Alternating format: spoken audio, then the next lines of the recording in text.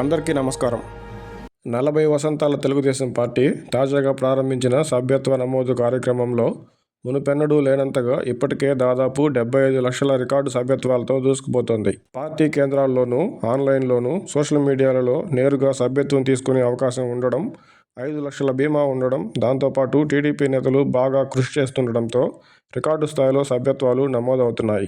దేశంలో మిగతా ప్రాంతీయ పార్టీలకు టీడీపీకి ఉన్న ముఖ్యమైన తేడా చివరి వరకు పటిష్ట పార్టీ వ్యవస్థ, బలంగా పోరాడే కార్యకర్తలు మెండుగా ఉండడమే.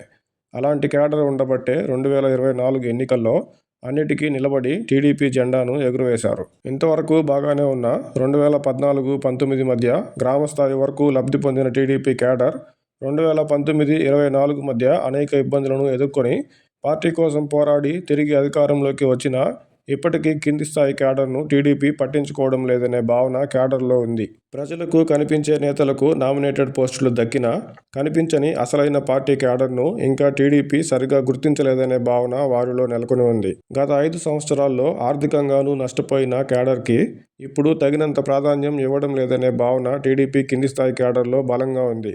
గతంలో స్థానికంగా రోడ్లు, కాలువలు తవ్వడం, చెరువులు పూడిక తీయడం, కొన్ని చోట్ల ఇసుక, ఎర్రమట్టి వగైరా లాంటివి టీడీపీ కింది స్థాయి అంటే మండల, గ్రామస్థాయి నేతలకు ఆర్థికంగా ఉపయోగపడడమే కాక రాజకీయ అవసరాల కోసం ఇబ్బంది లేకుండా ఉండేది. అయితే ప్రస్తుతం తాజా పరిస్థితులు మాత్రం పూర్తి విరుద్ధంగా ఉన్నాయి.